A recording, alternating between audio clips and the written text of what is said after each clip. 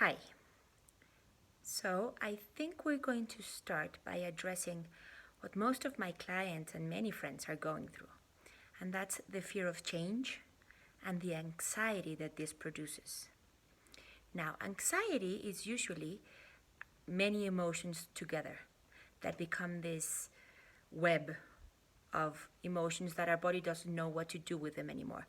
So we enter anxiety states, even panic attacks, because we don't know what's going on and our body can't really know what it's feeling anymore because it's feeling so many things. And that's something very important to know, that emotions rarely come alone. They are usually together. You can feel happy and sad at the same time. You can feel angry and relieved. You can have a lot of conflicting or apparently conflicting emotions about an issue. For example, I remember a friend of mine who took care of her mother. She was very sick for a very long time, and the day her mother died, she felt relieved. Of course, sad, but relieved. And this relief made her feel so guilty because she was feeling relieved that her mother had died and in her mind couldn't cope with that situation. However, it's very logical that after years of caring for her sick mother, she felt relieved. So, the first thing to do with emotions is not feel guilty about them. They just are. They're not good, they're not evil, they just are. And they're part of our kit of being human. Just as we have ears and eyes and noses, we have emotions. And emotions are what give life spice. That's what makes us feel alive and that makes it exciting. Because if we didn't have emotions, and trust me, I know when I was really sick, I went through a period where I didn't have any energy to have emotions. And it was like being dead, alive. Horrible. I don't recommend that to anybody, even if it's pain or anger. It's better to feel pain and anger, trust me on this one, than not to feel anything. So, emotions are not your enemy.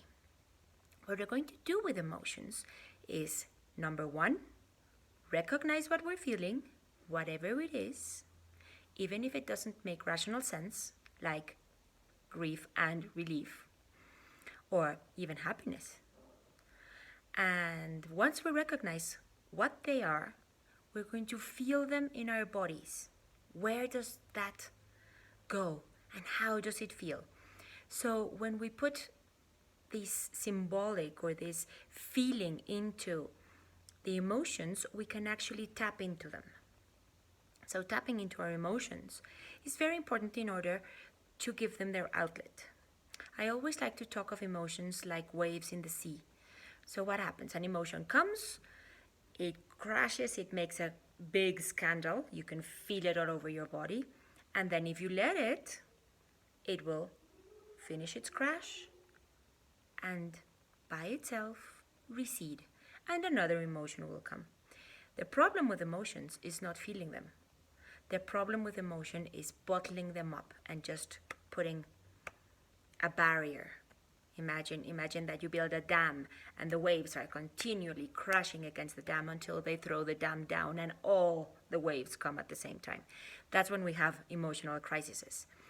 But when we address our emotions, when we give ourselves permission to be human and to have emotions, whatever they may be, they are not harmful.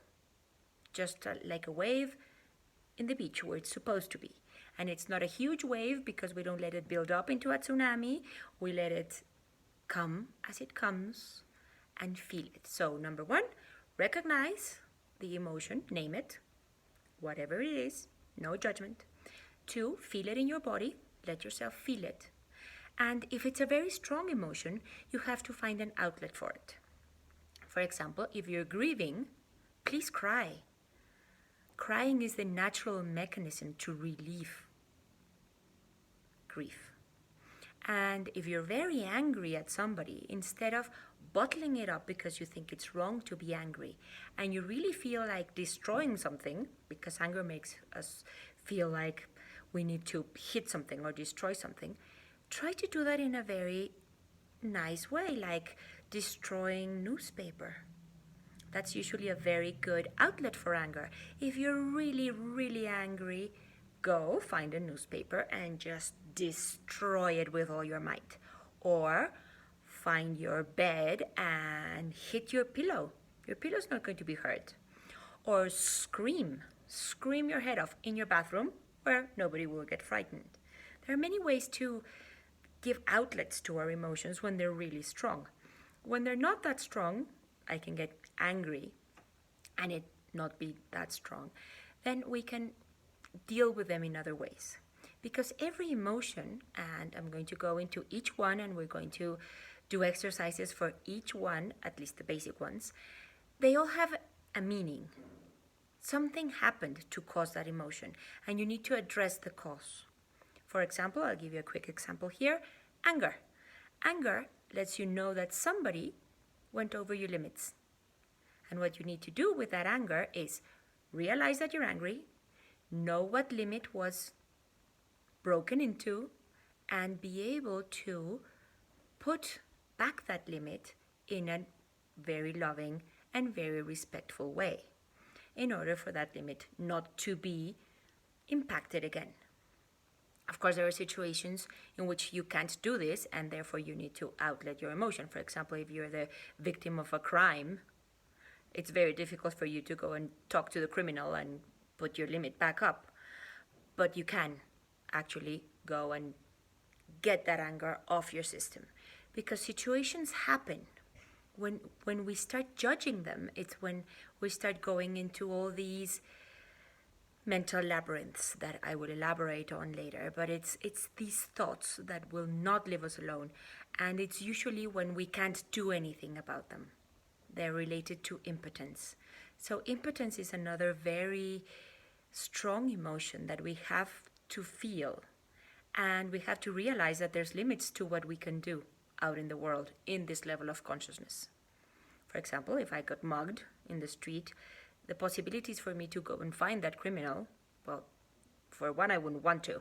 And two, the probabilities are really low. And maybe he will come to justice, maybe he will get arrested, and maybe not. And I have to come to terms that that is out of my hands. Because I'm not a police officer. I'm not going to be able to do it myself. And it happened to me. We have to come to terms with that. And if it makes me angry, I have to give that anger an outlet because I won't be able to put up a limit. But another form of anger, for example, if my sister keeps stealing the clothes from my closet. And this makes me really angry. Why? Because she is coming into my space and taking my things. So with her, maybe I can have a talk and put that limit up and tell her in a very loving and respectful way that this behavior of her part is very annoying to me and that I really don't like what she's doing. So there are many, many ways in order to deal with the anger. But first you have to realize that this anger was somebody coming over one of your limits. So you have to know what that limit was and you have to let yourself feel the anger. If you can put the limit back up, and if you can't, give that anger an outlet and just let it go. Put it in the past where it's supposed to be. I know it's easier said than done, but it can be done when you exit this labyrinth of the mind. So that's what you do with emotions. First, acknowledge them, feel them, name them, give them an outlet, or know the cause and address the cause directly. And we will go into each one and we will do exercises for each one. But for this anxiety and these many emotions tangled together, I want to do a little exercise right now. So I will do that in the next video. So thank you. Bye.